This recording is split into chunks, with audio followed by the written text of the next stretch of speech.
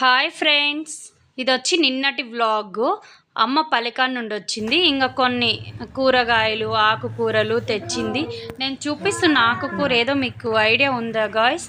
అదైతే ఎక్కువ శనగ చెట్లలో వేశారు. చేనులో ఇప్పుడు శనగ చెట్ల కాలం కదా, వేశారు. అమ్మ తెచ్చింటే ఇంకా మీకు కూడా చూపిద్దామనేసి చూపించాను. లాస్ట్లో చెప్తాను దాని పేరేంటో.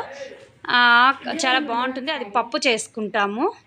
ఇంకా వచ్చేసి టమోటాలు కొన్ని తెచ్చింది. దాని పువ్వు కూడా చూపిస్తాను చూడండి ఎలా ఉందో. చిన్న చిన్న చిన్న ఫ్లవర్ బాగుంటుంది, కొంచెం కలర్ డిఫరెంట్గా. టమోటాలు ఇంకా కూరగాయలు కొన్ని తెచ్చింది. టమోటాలు బాగా ఫ్రెష్గా ఉన్నాయి, మనకు లేవు కానీ వేరే వాళ్ళకు టమోటాకాయలు పెరిగకపోతే అప్పుడు తెచ్చింది అక్కడ. నెక్స్ట్ వచ్చి కరివేపాకు.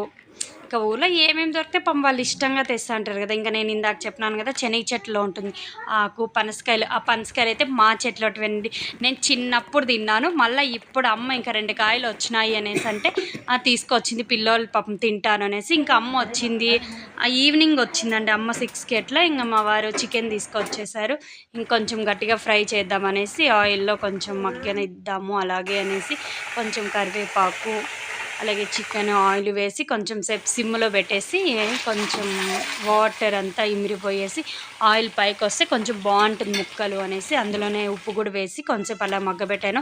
ఇంకా దాంట్లో కొంచెము గ్రేవీ కావాలా అనేసి నా దగ్గర గ్రేవీ కోసం అనేసి చిన్న మిక్సీ జార్ తీసుకొని అందులో కొబ్బరి వేసుకున్న. పచ్చి కొబ్బరి బాగుంటుంది. పచ్చి కొబ్బరి ఉండింది.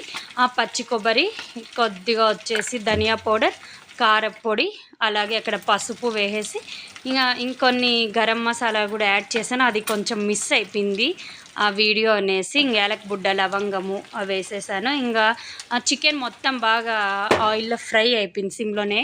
ఇంకా బాగా వచ్చింది ఆ గ్రేవీ మొత్తం. మిక్సీ పట్టిన గ్రేవీ మొత్తం వేసేసి కొంచెంసేపు అలాగే 2 minutes వాటర్ వేయకుండా ఆ గ్రేవీ మొత్తం ముక్కలకు పట్టేటట్లు వేసాను. ఇంకా final gravy ready. Bye bye.